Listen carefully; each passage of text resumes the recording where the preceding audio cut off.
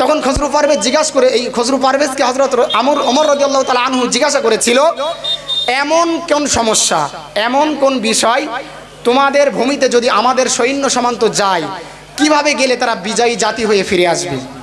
তখন হযরত ওমর রাদিয়াল্লাহু তাআলা আনহুকে জবাব দিয়েছিল আমিরুল মুমিনিনকে, যে আপনি দেখেন, আপনি যে সীমান্ত পাঠাতে চাচ্ছেন মুসলিমদেরকে, তাদের অবস্থা হলো একটা পাখির ন্যায়। তাদের একটা মাথা আছে, দুটো ডানা আছে, দুটো পা আছে। এখন তাদের এই একটা ডানা যদি আপনি কেটে দেন, আর একটা ডানা দিয়ে তারা উঠতে পারবে কিছুটা হলেও। দুটো দানা যদি কেটে দেন, তাদের মাথা এবং পার ওপরে তারা দাঁড়িয়ে থাকতে পারবে। আপনি যদি তাদের মাথাটাকে কেটে দেন না, তাহলে তারা সেখানেই নির্মূল হয়ে যাবে, তাদের ধ্বংস একদম অনিবার্য। তো আপনি যে এলাকায় সৈন্য পাঠাচ্ছেন, তাদের একটা ডানা হলো পারস্য, আর একটা ডানা হলো রোমের কাইসার, আর এদের মাথা এবং পা হলো খসরু।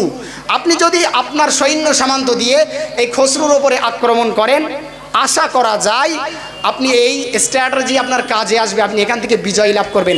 হযরত ওমর রাদিয়াল্লাহু তাআলা আনহু খসরুর এই পরামর্শটা গ্রহণ করেছিলেন এবং পরবর্তীতে বাস্তবায়ন রূপ দিয়েছিল ইসলামে, যে ইসলাম হযরত ওমর রাদিয়াল্লাহু তাআলা আনহুর জামানায় 22 লক্ষ কিলোমিটারের ওপর মুসলমানদের রাজত্ব ছিল। সুবহানাল্লাহ। এর নাম ছিল মুসলমান, এর নাম ছিল ইসলাম। তাদের ইমানটা ছিল মজবুত, ইমানটা ছিল তাজা। তারা ভয় করতো না বেধর্মীদের সামনে তাদের গর্দান কেটে দেওয়ার জন্য, তারা ভয় করতো না অন্যায় করা জাতিদের সামনে তাদের ধ্বংস অনিবার্য হওয়ার পরেও তারা ভয় করতো না। তারা তাদের জান, তাদের মাল, তাদের স্ত্রী সন্তানদেরকে উৎসর্গ করতো একমাত্র আল্লাহ পাক রব্বুল আলামিনের জন্য। আজকে আমরা যারা উপস্থিত হয়েছি, তাদের সঙ্গে আমাদের কি কোনো মিল আছে? একটুখানি ভাববেন। বক্তব্যের বিষয় এই না এখানে একটু স্লোগান দিয়ে আপনি বাড়ি চলে গেলেন, খাওয়া দাওয়া করলেন, ঘুমিয়ে পড়লেন। এর নাম ইসলাম ইমান না। আপনার বোঝা লাগবে, আপনার বিবেককে জাগ্রত করানো লাগবে, আপনাকে ভালোভাবে বোঝা লাগবে। আমি আবার আপনাদেরকে এক্সাম্পল দিই, আমি শেষে আসছি আমাদের বিষয় যেটা ওয়াকফের। আমি উদাহরণ দিয়ে আগে আপনাদের বিষয়টা বোঝাতে চাচ্ছি যে ইতিপূর্বে এই রকম কাহিনী কোন কোন মানুষদের সাথে ঘটেছে, কোন কোন দেশে ঘটেছে। এই যে আপনি যদি আজকে বিজয়ী হতে চান, ইবনে খালদুন একটা কথা বলতেন, ভ্যানকুয়েস অলওয়েজ ইমিটেটস এ ভিক্টর। উনি এই উদাহরণটা প্রায় দিতেন যে ভ্যানকুয়েস অলওয়েজ ইমিটেটস এ ভিক্টর। পরাজিত জাতিদের কাজ হলো সর্বদাই বিজয়ী জাতির অনুকরণ করা, অনুসরণ করা, তাদের ইত্তেবা করা, তাদের মেনে চলা। এটা ইবনে খালদুন বলতেন। কি রকম? আমি আপনাদের এক্সাম্পল দেই। রাসূলুল্লাহ সাল্লাল্লাহু আলাইহি ওয়াসাল্লামের জামানা চলে যাওয়ার পরে 750 খ্রিস্টাব্দে বাগদাদের শাসক হয় আব্বাসী খেলাফতের। 1258 খ্রিস্টাব্দে আব্বাসী খেলাফতকে ডিস্ট্রয় করে দেয় চেঙ্গিস খান, যে এসেছিল মঙ্গোলিয়া সাম্রাজ্য থেকে। এই চেঙ্গিস খান ওটা ধ্বংস করে দেওয়ার পরে 40 দিন টানা মুসলমানদেরকে হত্যা করেছিল। 40টা দিন মুসলমানদেরকে হত্যা করা হয়েছিল বাগদাদে। দাজলা নদীর পানিতে এক সময় লাল হয়েছিল, এক সময় কালো হয়ে গিয়েছিল। লাল হয়েছিল মুসলমানদের রক্তে, আর কালো হয়েছিল দাজলা নদীতে। ওই বাগদাদে যত পরিমাণ কুতুবখানা ছিল, যত পরিমাণ লাইব্রেরি ছিল, সবগুলোকে জ্বালিয়ে দাজলা নদীর পানিতে ফেলে দেওয়া হয়েছিল। এই ইতিহাস আমাদের জানা নেই বা শোনার চেষ্টা, জ্ঞান বোধ আমাদের ব্রেনে মনে কোনোদিন আশায় জাগে না যে মুসলমানদের পূর্বের শক্তি কেমন ছিল, মুসলমানদের পূর্বের শক্তি কেমন ছিল, মুসলমান কারা ছিল। এই সময় যখন মুসলমানদেরকে হত্যা করা হচ্ছিল, তখন হুলাকু খান বাগদাদে গিয়েছিল। চেঙ্গিস খানের নাতি হুলাকু খান ও বাগদাদে যেয়ে ওর মেয়ে কন্যা বার হয়েছে। একদিন বিপ্রহরে বার হতে হতে একটা মাওলানার সাথে দেখা হয়েছে। ও হঠাৎ করে ওই মাওলানাকে প্রশ্ন করেছিল যে, এই ভাই, তোমাদের আল্লাহ না তোমাদের কোরআনে বলেছে যে তোমরা সর্বদাই তামাম পৃথিবীর মানুষের উপরে কর্তৃত্ব জ্ঞাপন করবে, তাদের দায়িত্ব তোমাদের কাঁধে থাকবে, তোমরা তাদেরকে পরিচালনা করবে, তাদেরকে এক্সপ্লয়েট করবে তামাম পৃথিবীতে। তা আজ তোমাদের কি দশা যে তোমাদের কর্তৃত্ব আমাদের অধীনে, তোমরা এতটা নিকৃষ্ট হয়ে গিয়েছো। তখন ওই আলেম জবাব দিয়েছিল, আপনি জবাবটা লক্ষ্য করেন। ওই আলেম জবাব দিয়েছিল যে একটা রাখাল যখন কিছু ভেড়া বা কিছু ছাগল বকরি নিয়ে মাঠে চলে যায়, তখন সাথে করে কিছু কুকুর নিয়ে যায়, গার্ড ডগস, প্রশিক্ষণপ্রাপ্ত কিছু কুকুর নিয়ে যায় সাথে করে। কেন? যখন ওই ভেড়াগুলো পাল ছেড়ে বাইরে চলে যায়, ওই গার্ড ডগসগুলোকে ছেড়ে দেওয়া হয়। ওই গার্ড ডগসের ধাওয়া খেয়ে এই ভেড়াগুলো আবার দলে ফিরে আসে। তো আমরা মুসলমানরা আজকে ওই ভেড়ার নেই, আমরা দল ত্যাগ করে বিভিন্ন দলের অনুসরণ করতে ব্যস্ত। তাই আল্লাহ পাক তোমাদেরকে গার্ড ডগস হিসেবে পাঠিয়েছে, যাতে করে তোমাদের মার খেয়ে, তোমাদের কাছে অত্যাচারিত হয়ে, তোমাদের কাছে পদদলিত হয়ে আমরা আবার আমাদের দলে ফিরে আসি। আপনি স্ট্যাটাস যেটা বুঝছেন, আপনি বুঝতে পারছেন কি না? এই ঘটনা আমাদের পূর্বে ঘটেছে, এই একবার নয়। 1199 খ্রিস্টাব্দে কি হয়েছিল? 1199 খ্রিস্টাব্দে ক্রুসেডাররা মুসলমানদের ওপর প্রায় 200 বছর একের পর এক অত্যাচার করেছিল, 200 বছর ধরে। 1199 খ্রিস্টাব্দে 15ই জুলাই, এখান থেকে 925 বছর আগে কি করা হয়েছিল? খ্রিস্টানরা লিখছেন, খ্রিস্টান রাগিব সারজানি ওনার কেতাবের ভিতরে লিখছেন যে মুসলমানদেরকে 15ই জুলাই 1199 খ্রিস্টাব্দে এত পরিমাণ হত্যা করা হয়েছিল যে কোথাও কোথাও মুসলমানদের রক্ত ছিল পায়ের গোড়ালি পর্যন্ত, আবার কোথাও কোথাও মুসলমানদের রক্ত ছিল হাঁটু পর্যন্ত। এমনকি একটা খ্রিস্টানরা ক্যানিবালিজম করেছিল মুসলমানদের সাথে। আপনারা বোঝেন ক্যানিবালিজম কি? ক্যানিবালিজম হলো মুসলমানদের মাংস খাওয়া। কি হয়েছিল? সিরিয়ার উত্তর পশ্চিমে একটা গ্রাম আছে মাআররাতুন নুমান, আপনি গুগল ম্যাপে সার্চ করেন পেয়ে যাবেন। ওটাকে বলা হয় ইংলিশে আল মাআররা, আরবিতে বলা হয় আল মাআররাতুন নুমান। ওই মাআররাতুন নুমানে মুসলমানদের সঙ্গে ক্যানিবালিজম করা হয়েছিল, মুসলমানদের প্রাপ্তবয়স্কদেরকে সিদ্ধ করে খাওয়া হয়েছিল এবং এদের যারা বাচ্চা ছিল তাদেরকে স্প্লিট রোস্ট করা হয়েছিল। স্প্লিট রোস্ট বোঝেন? গ্রিল চিকেন দেখেছেন আপনারা? একটা কবুতর বা একটা মনে করেন মুরগিকে নিলেন আপনি, ওটাকে জবাই করে ওর মাঝখান দিয়ে শিক দিয়ে ফুটো করে আগুনের ওপর বনফায়ারের ওপর পোড়ানো হয়েছিল। বাচ্চা, একটা জ্যান্ত মুসলমান বাচ্চাদেরকে এইভাবে পুড়িয়ে খাওয়া হয়েছিল আল মাআররাতুন নুমানে। 1198 হিজরি 15ই জুলাই খ্রিস্টাব্দ 15ই জুলাই। আপনি দেখেন ইসলামীদের হিস্ট্রি, আপনি একটু পড়ার চেষ্টা করেন। ইতিপূর্বে মুসলমানরা এরকম অনেক তিতিগিরি ত্যাগ স্বীকার করেছে, মার খেয়েছে, তারপরে আল্লাহ এদেরকে সফলতার মানদণ্ডে পৌঁছেছে। আজকে আমাদের ওপর যে পরিস্থিতি আসছে, এ কি ওদের কোনো চাল না? আমাদের হাতের কামাইও এর মধ্যে সামিল আছে। আমরা টাকায় বিক্রি হয়ে যাই, ভোট আসলে 500 টাকায় বিক্রি হয়ে যায়, একটা তেরপোলে বিক্রি হয়ে যায়। মুসলমান একটা তেরপোল, একটা সাদের লোভে যে ভাই একটা সাদ দিও আমার, বিক্রির মুসলমান।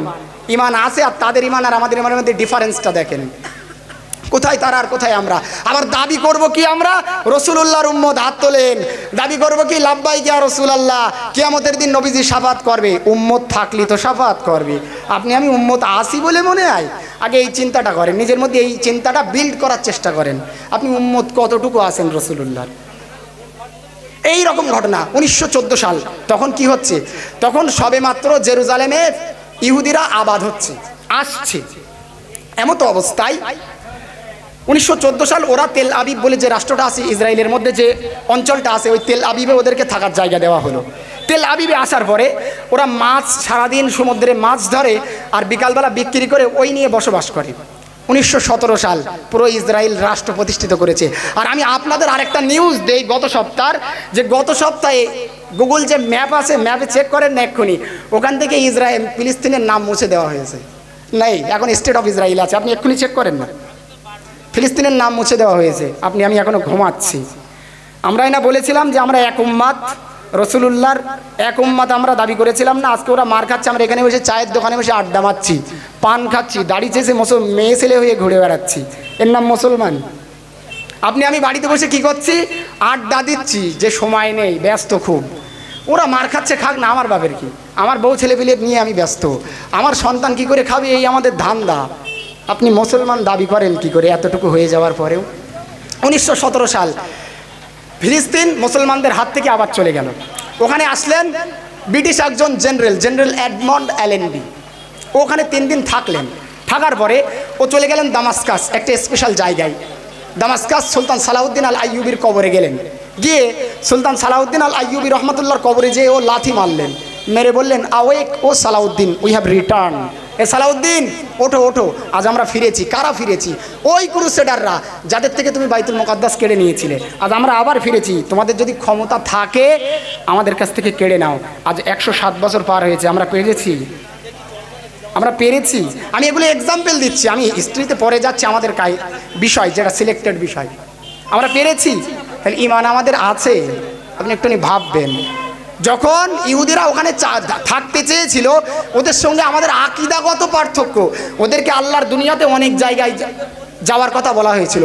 এখন বর্তমানে আফ্রিকাতে যেখানে কেনিয়া, ইউগান্ডা আছে, ওখানে 5,000 বর্গমাইলের জমি 1905 সালে ওদেরকে বলা হয়েছিল যে তোমরা এই জায়গায় বসতি লাভ করো, যে একটা স্টেট অফ ইসরায়েল তোমরা এখানে তৈরি করো। ওরা নেয়নি। ওদেরকে আলাস্কাতে যাওয়াতে বলা হয়েছিল, ওরা যায়নি। ওদেরকে বলা হয়েছিল আফ্রিকাতে যেতে, ল্যাটিন আমেরিকাতে যেতে, ওরা যায়নি। কেন বলেন দিন? ওরা চেয়েছিল যে ওই জায়গায় ওরা যাবে যেখানে নবী সুলাইমান আলাইহিস সালাম হাইকালে সুলেমানি তৈরি করেছিল, যেটা পরবর্তীতে ব্যাবিলনের রাজা বুখতে নাসার ভেঙে দিয়েছিল। পরবর্তীতে ওটা আবার তৈরি করেছিল সাইরাস দ্য গ্রেট, সেটা আবার ভেঙেছিল আপনার রোম সম্রাট টাইটাস। ওই ভেঙে দেওয়াটার পরে ওদের দৃষ্টিতে আজও এরকম আছে, অ্যাটলিস্ট 75% অফ জিউস, পৃথিবীর 75% জিউসের চিন্তাধারা, ওদের চেতনা এই যে আজও আমরা ওই জায়গায় বাইতুল মুকাদ্দাস তৈরি করব, আর ওখান থেকে পুরো পৃথিবী আমরা শাসন করব, মুসলমানদেরকে আমাদের আঙুলের ডগায় নাচাবো। এইবার আসেন আমাদের হিস্ট্রিতে, এই যে ওরা দয়া করে ইহুদিদেরকে থাকতে দিয়েছিল, তার কারণে ওদেরকে অত্যাচারিত হতে হয়েছিল। দিল্লির ইন্ডিয়া গেটে 60,000-এর বেশি মুসলমানদের নাম আছে শহীদ, যারা স্বাধীনতা সংগ্রামে 1947 সাল 15 আগস্টে লড়াই করেছিল, তার পূর্বে তারপরে তাদের নাম আছে। ওই প্রায় 97 না 96 হাজার নাম আছে। ওই নামের মধ্যে একটা আরএসএসের নেতার নাম আছে বলে মনে হয়। আরএসএস কি জিনিস? আরএসএস রাষ্ট্রীয় স্বয়ংসেবক সংঘ, এটা প্রতিষ্ঠাতা করেছিল কে? কেশব বলিরাম হেডগোয়ার। এটা প্রতিষ্ঠাতা করেছিল 1925 সালের সেপ্টেম্বর মাসে। কেশব বলরাজ হেডগোয়ার এটা প্রতিষ্ঠিত করেছিল আরএসএস। কিভাবে? ওর যে লিডার ছিল, ওর যে গুরু ছিল, আরএসএসের লিডার, আরএসএসের ফাউন্ডার কেশব বলরাম হেডগোয়ার, ওর যে গুরু ছিল তার নাম ছিল বালকৃষ্ণ শিবরাম মুঞ্জে। তার নেতা ছিল বাল গঙ্গাধর তিলক। উনি কংগ্রেসের একজন বড় লিডার ছিল, যাকে ইংরেজরা বলতো the father of Indian unrest. ইন্ডিয়াতে যত পরিমাণ ঝামেলা হয়, ঝক্কি হয়, এর মাথা হচ্ছে বাল গঙ্গাধর তিলক। এই কথাটা ওরা বলতো। তো এই আরএসএসের শুরুয়াত 1925 সালের সেপ্টেম্বর মাসে হয়। এটা কিভাবে হয়? কেশব বলিরাম হেডগোয়ারকে ওর গুরুদেব পাঠায় কলকাতাতে, যে যাও তুমি কলকাতাতে গিয়ে, ওখানে অনেক ধরনের ক্লাব আছে, তুমি ওখান থেকে শিক্ষা গ্রহণ করে এসো, কিভাবে একটা ক্লাব তৈরি করতে হয়, সেটা কিভাবে প্রচলন করতে হয়, সেটা কিভাবে তার বিরুদ্ধে অন্য জিনিসের বিরুদ্ধে ষড়যন্ত্র করতে হয়। এই জন্য তাকে কলকাতায় পাঠানো হয়। এবং কলকাতায় যে পাঠানো হয়, এই পাঠানোর পরে ও এখানে এসে যে সমিতিতে প্রবেশ করে, সেই সমিতির নাম ছিল অনুশীলন সমিতি। এই অনুশীলন সমিতির থেকে ইতিপূর্বে বার হয়েছিল ক্ষুদিরাম বসু, প্রফুল্ল চাকি।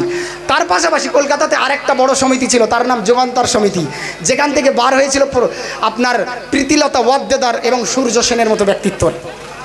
তো এই আপনার কেশব বলিরাম হেডগোয়ার 1925 সালের পূর্বে ছাত্র অবস্থায় কলকাতাতে অনুশীলন সমিতি থেকে এই বিষয়গুলো শিখে ও চলে যায় নাগপুরে। নাগপুরে যাওয়ার পরে ওখানে যে ও আরএসএস তৈরি করে, আরএসএস প্রতিষ্ঠিত করে। আর এর উদ্দেশ্য ছিল, ইমিডিয়েট কাজ ছিল আরএসএসের যে সমাজে কিছু স্বেচ্ছাসেবক দেওয়া হবে, তারা বিভিন্ন কাজে ব্যস্ত থাকবে। আর লং টাইমে, দীর্ঘায়ু মেয়াদে তাদের কাজ ছিল কি? তাদের কাজ ছিল এই যে তাদের সামনে একটা পলিটিক্যাল ফ্রন্ট পেজ দাঁড় করাবে, তাদের হয়ে এদের উদ্দেশ্যগুলো তারা সর্বদাই হাসিল করার চেষ্টা করবে। এই আরএসএস যারা আপনার 1925 সালে, এদের একজন বড় তাত্ত্বিক আছে, লিডার আছে, বিনায়ক দামোদর সাভারকার, যার নামে মন্দির তৈরি হচ্ছে, আপনারা জানেন। শয়তানটা কি জানেন? শয়তানটা সিএ তৈরি করেছিল। সিএ মানে কি? আমাদের সিটিজেনদের যে অ্যাক্ট আরেকটা নতুন করে বার করবে, এদেরকে যে ভাগ করবে, এই সিএ এইটি বলেছিল যে মুসলমানরা যদি ভারতবর্ষে থাকতে চায়, একটা অধিকার নিয়ে থাকতে পারবে। অধিকারটা কি? মুসলমানদেরকে কালচারালি হিন্দু হওয়া লাগবে। হিন্দু বলতে আমাদের ভাই হিন্দুরা না, ওদেরকে শিবসেনা বা আরএসএস অনুসরণ করা লাগবে কালচারালি। যেরকম একটা স্লোগান তারা দিয়েছিল, কি স্লোগান? ধর্ম যার যার, উৎসব সবার। এখানে যারা বাপেরা আছেন, একটুখানি এখান থেকে 2 মাস পিছিয়ে যান, গিয়ে ভাবেন সরস্বতী পুজোতে আপনার মেয়েকে হলুদ শাড়ি পরিয়ে স্কুলে পাঠিয়েছিলেন কিনা, আর সেই পাঠানোর পরে আপনি এখন মুসলমান আছেন কিনা, একটু বাড়ি যেয়ে ভাববেন বালিশে মাথা দিয়ে। ধর্ম যার যার, উৎসব সবার। এটা একটু বাড়ি যেয়ে ভাববেন। আপনি মুসলমান আছেন তো, নবীর উম্মত হিসেবে হাত তুলছেন, আপনি আছেন তো, এটা একটু চিন্তা ভাবনা করবেন। এটা কিন্তু আপনার বিনায়ক দামোদর সাভারকরের সবার প্রধান বক্তব্য ছিল কি, ধর্ম যার যার, উৎসব সবার। মানে তুমি যাই পালন করো, কালচারালি তোমাকে হিন্দু মাস্ট বি হওয়া লাগবে। এটা পসিবল? সম্ভব কখনো? এই ছিল বিনায়ক দামোদর সাভারকরের বক্তব্য। এই আরএসএস এর গোষ্ঠীরা সর্বদাই, এই আপনি বর্তমান যে উজির আজম ইউপির টাকলা, যেটাকে বলা হয় আপনার যোগী আদিত্যনাথ, ওর যে নেতা দিগ্বিজয় নাথ, এরা সব হিন্দু সভা আরএসএস এর লিডার। ওরা ওখান থেকেই এসছে, সব ওই জায়গা থেকেই এসছে ওরা। আর এদের কাজই হচ্ছে এই হিন্দু আর মুসলমানের ভ্রাতৃত্বর মধ্যে ফাসাদ সৃষ্টি করা, দ্বন্দ্ব সৃষ্টি করা, এমনভাবে ভাগ করে দেওয়া যেন হিন্দু মুসলমান 2014 পূর্বে প্রীতি ভারতবর্ষে ছিল না। এই মুসলমানরা 14 পর পাকিস্তান, আফগানিস্তান, বাংলাদেশ থেকে এসেছে, এদের জন্মভূমি এটা না। এইভাবে ভাগ করে আরএসএস আমাদের। এই আরএসএস সব জায়গায় প্রথমে ট্রিপল তালাক, তারপরে কি করলো, এখন আমাদের ওয়াকআপ জিনিস নেই। আবার বক্তব্য দিচ্ছে কি যে আমরা মুসলমানদের ভালোর জন্য করছি। তো ঠিক আমাদের ভালো তোমাদের দেখতে বলেছে কে? আমরা একবারও অনুমতি দিয়েছি? এই যে মহাকুম্ভর মেলা হলো 140 বছর পর, কোথায় হচ্ছে? প্রয়াগরাজ। ও কাদের জায়গা? ওয়াকফের জায়গা আমাদের। আমরা বাধা দিয়েছি? দেয়নি। কারণ কোরআন আমাদের নিষেধ করেছে। কোরআন বলেছে তোমরা যেখানে যে অবস্থাতেই থাকো, তোমাদের সাথে যে ধর্মের মানুষেরা থাকবে তাদের সঙ্গে সবসময় মিলেমিশে থাকার চেষ্টা করবে। লাকুম দিনুকুম ওয়ালিয়া দিন, যার ধর্ম সে মেনে চলুক, এটাই তো আমাদের নিয়ম ছিল ইসলামের। আর আমরা এটা মেনে চলার চেষ্টা করছি। প্রয়াগরাজ আমরা দিয়ে দিয়েছি তাদেরকে পালন করার জন্য, তাদের মহাকুম্ভ। আর সেই শয়তান আমাদেরকে বাধা দিচ্ছে যে ওখানে মুসলমান কোনো দোকান দিতে পারবে না। ওর বাপের জায়গা ওটা। আপনি বলেন দিন, আপনি ওটা ভাবেন না। সর্ব অবস্থাতে সর্বদাই ওরা চেষ্টা করেছে মুসলমানদেরকে কিভাবে ভারত থেকে বিতাড়িত করা যায়। মুসলমানের সংবিধানটা যেটা বাবারা ভীমরাও আম্বেদকর লিখেছিলেন, বাবা সাহেব, সেটাকে কিভাবে তার আর্টিকেলগুলো বাদ দেওয়া যায়, কিভাবে অখণ্ড ভারত প্রতিষ্ঠিত করা যায়। আপনাদের আর একটা কুলু দেই। 2015 অথবা 16 সাল আল জাজিরার একজন সাংবাদিক আছে মেহেদি হাসান, ওর সাথে একটা বৈঠক হয়েছিল আরএসএস এর মুখপাত্র রাম মাধবের। ওই রাম মাধব সেখানে বলেছিল যে আমরা এই আরএসএস প্রতিষ্ঠাতা করেছি 1925 সালের সেপ্টেম্বর মাসে। 100 বছর অলরেডি হয়ে গিয়েছে। আমাদের উদ্দেশ্য একটাই, আমরা আমাদের যে গাড়িটা ছিল না, আমাদের গাড়িটা ছেড়ে দিয়েছি। এর কোনো ব্রেক নেই, এর আছে শুধু এক্সেলেটর। এটা শুধু যাবে, আর এর সামনে বাধা দিতে যে জাতি আসবে সে জাতিকে ধ্বংস করে দেওয়া হবে। এই ছিল রাম মাধবের বক্তব্য। দ্বিতীয় নম্বর কথা, 2025 সাল, এই 2023 সালে আরএসএস এর বর্তমান যে প্রেসিডেন্ট মোহন ভাগবত, দেখেছেন আপনারা? গরুর লেজের মতো গোপ মোটা। দেখবেন মোহন ভাগবত কি বয়ান দিয়েছিল যে আমাদের উদ্দেশ্য অখণ্ড ভারত প্রতিষ্ঠাতা করা। কি সুদূর আফগানিস্তান থেকে বার্মা পর্যন্ত পুরোটা একটা পলিটিক্যাল এন্টিটি হবে, পুরোটা ওদের রাষ্ট্রে থাকবে, পুরোটা ওদের হাতে থাকবে। এটা পুরোপূর্ণ এক্সপ্লয়েড পরিচালনা করবে ওরা। কেন? ওদের বাপের নাকি এ জায়গা? এই মুসলমানরা হিন্দুরা মিলে এই দেশ স্বাধীন করেছে। আর আজকে তারা আপনি একটা প্রমাণ দেখান যে একটা আরএসএস নেতা যে ভারতবর্ষের স্বাধীনতায় অংশগ্রহণ করেছিল। কালকে একজন মহামান্য ব্যক্তিত্ব বলছিল যে আরএসএস এর যখন লিডার সাভারকরকে জেলে দেওয়া হয়েছিল তখন 7টা থেকে 9টা চিঠি লিখেছিল ইংরেজদের কাছে যে আমার ভগবান, আপনারা ভগবান ইংরেজ, আপনারা আমাকে ছেড়ে দেন, আমি আর কোনো দিন এই ভারত ছাড়া আন্দোলনে আপনাদের বিপক্ষে কথা বলবো না। এমনকি ভারতবর্ষের যদি কোনো মানুষ আপনাদের বিপক্ষে কথা বলে আমি তার বিষয় আমি আপনাদের এজেন্ট হয়ে কাজ করব। এই ছিল আরএসএস এর প্রোপাগান্ডা। এরা সর্বদাই কাজ করেছে। এখন কি চালাচ্ছে? গরুর গোশ খাওয়া যাবে না। পৃথিবীতে ভারতের নম্বর 2 এক্সপ্লয়েট করার ক্ষেত্রে। ইম্পোর্ট এক্সপোর্টের বিষয় ভারতের স্থান 2 গরু। ও গরুগুলো কেরা? আমাদের বাজার মসজিদের ইমাম সাহেব পাঠাচ্ছে নাকি ওদের? না নরেন্দ্র মোদী, অমিত শাহ পাঠাচ্ছে? এক্সপোর্ট করছে ভারত সরকার। পৃথিবীর মধ্যে 2 নম্বর গরুর মাংস পাঠানে বাইরের দেশে। আর আমরা খেলে দোষ। মুসলমান কেন খাবে? মুসলমান কেন খাবে? মুসলমান কেন করবে? মুসলমান কথাই কথাই মুসলমান। এই হচ্ছে বিষয়। এই বিষয়গুলো আমাদের বোঝা লাগবে। ওরা আজকে আমাদের দেখেন, আমাদের আকীদা কি যে আল্লাহ পাক রব্বুল আলামিন এই দুনিয়াটাকে সৃষ্টি করেছেন, নবমণ্ডল, ভূমণ্ডল, চন্দ্র, সূর্য, তারকা সবকিছু রব্বুল আলামিন সৃষ্টি করেছেন। আলহামদুলিল্লাহ, খুব ভালো জিনিস। আমরা মানি, এটা আমাদের আকীদা থাকা লাগবে, কোনো ডাউট হওয়া লাগবে না। পার্থক্য হলে আমরা বেঈমান হয়ে যাব, কাফের হয়ে যাব। আমাদের সেম, আমাদের হিন্দু ভাইদের হিস্ট্রিতে যান, ওনাদের আকীদা কি যে ভগবান ব্রহ্মা এইগুলো সৃষ্টি করেছে। ভালো কথা। আরএসএস এর চাল কোথায় জানেন? ভগবান ব্রহ্মা পরে সৃষ্টি করেছে। ভগবানের এই পুরো দুনিয়াতে থাকার জায়গা নেই, মসজিদের তলায় আসছে ভগবান। এটা কেরা খাটাচ্ছে? আরএসএস। ভগবানের আর থাকার জায়গা নেই। ঠিক সেম এই আরএসএস যখন 1950 সালে প্রথম তাদের পার্টি লঞ্চ করে, কি পার্টি? ভারতীয় জনসংঘ পার্টি লঞ্চ করে, তখন মাত্র ওরা 3টে সিট পায়, 3টে। ঠিক 1980 সালে দ্বিতীয়বার যখন ওদের ইলেকশন হয়, তখন ভারতীয় জনতা পার্টি তখন প্রথম প্রকাশ্যে আসে যে বিজেপি নিয়ে এসছে। এই বিজেপি 1984 সালে 2টো সিট পায়, 2টো সিট মাত্র। আর এর মধ্যে এদেরকে 4বার ব্যান্ড করা হয়। এই 2টো সিট পাওয়ার পরে 1980-র দশকে এল.কে. আডবাণী, বিজেপির নেতা ছিল এল.কে. আডবাণী, ওই এল.কে. আডবাণী একটা ইস্যু খাড়া করে, একটা ইস্যু তৈরি করে। কি ইস্যু বলে দিন? 1992 সাল 6 ডিসেম্বর, আমি বলে দিচ্ছি, আপনারা জানেন 1992 সালে 6 ডিসেম্বর কি হয়েছিল? মনে নেই? মুসলমান বাবরি মসজিদ ভাঙা হয়েছিল। এটা কার নেতৃত্বে? এল.কে. আডবাণীর নেতৃত্বে। এও হচ্ছে বিজেপির লোক। এল.কে. আডবাণী এই কাজটা করিয়েছিল।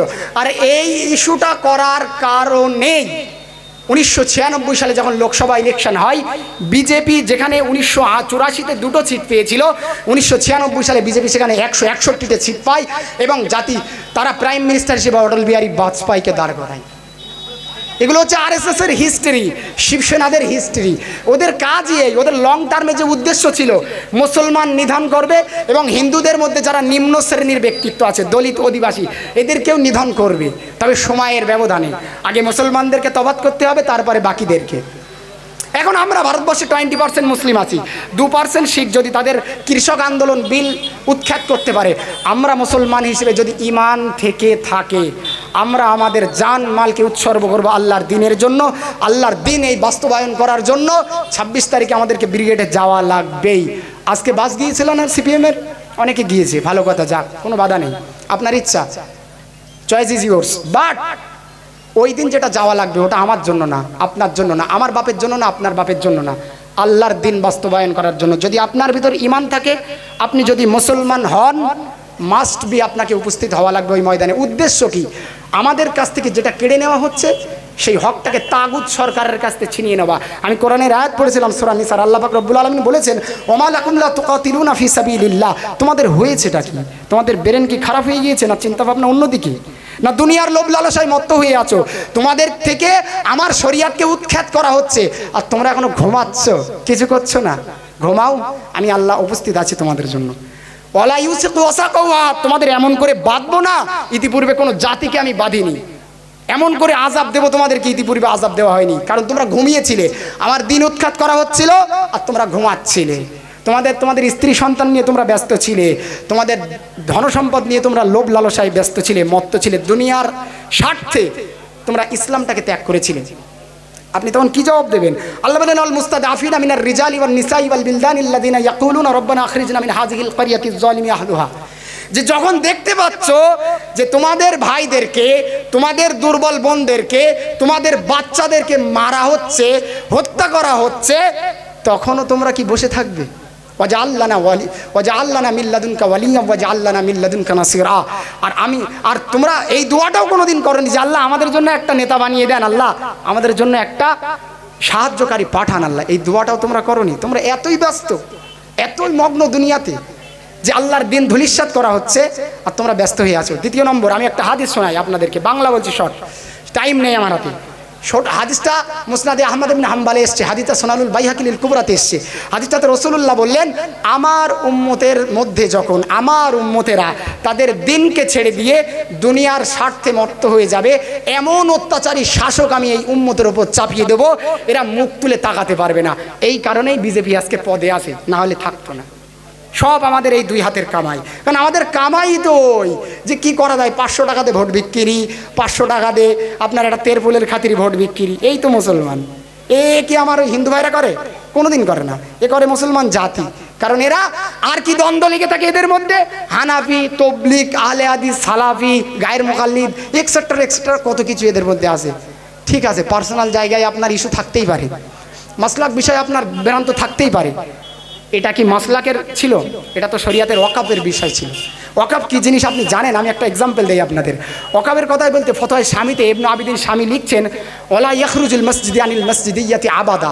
এবং অপর জায়গায় ফতোয়ায় কাজীখানে এসছে যে ওয়াকফ হলো এমন একটা জিনিস, যদি মসজিদটা আপনি আল্লাহর নামে ওয়াকফ করেন না, ওই মসজিদের ভিতরে যদি একটা মোমবাতি জ্বালান, আর পাশেই আপনার বাড়ি, আপনার বাড়িতে কারেন্ট নেই, আপনি আপনার বাড়ির থেকে আলো বা মোমবাতিটা নিয়ে ওই আগুন থেকে, মসজিদের আগুন থেকে শুধু আগুনটা নেবেন, রাসূলুল্লাহ বললেন এদের কাবিরা গুনাহ হবে ওই কাজটা করলে, ওটা যারা জায়েজ নেই, ওটা হারাম। আর সেই সম্পত্তি আজকে কেড়ে নিচ্ছে কি বলে?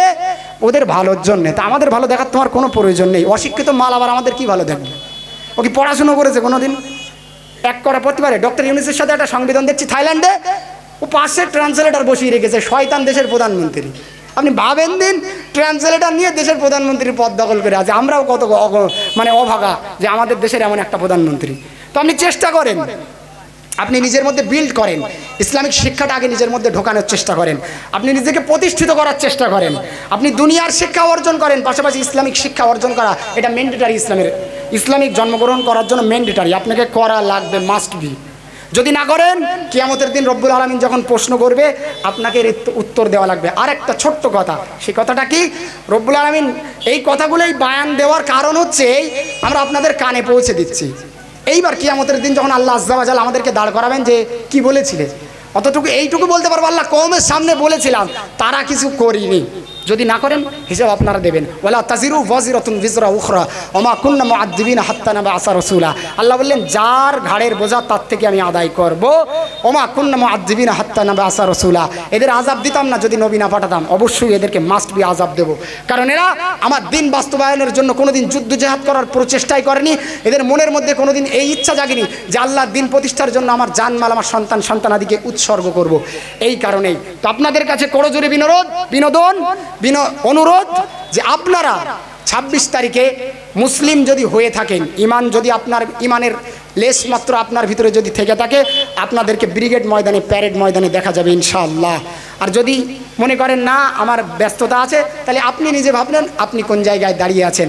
এই বক্তব্যের মধ্যে যা ভালো কিছু আছে আল্লাহ পাক রব্বুল আলামিনের তরফ থেকে, আমার তরফ থেকে যা কিছু আছে ভুলভ্রান্তি ক্ষমা করে দেবেন। আসসালামু আলাইকুম ওয়া রাহমাতুল্লাহি ওয়া বারাকাতুহু। মাশাআল্লাহ, খুব সুন্দর আলোচনা রেখেছেন আমাদের মাওলানা সালামিন সাহেব। এখন আপনি বলবেন।